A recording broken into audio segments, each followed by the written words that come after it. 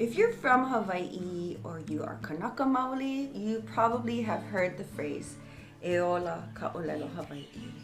And what that translates to is the Hawaiian language will thrive on forever.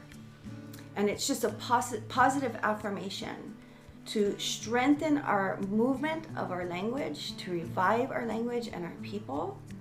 And it's just a beautiful way to express how important our Ōlelo Hawai'i is to our people and to our Aina of Hawaii.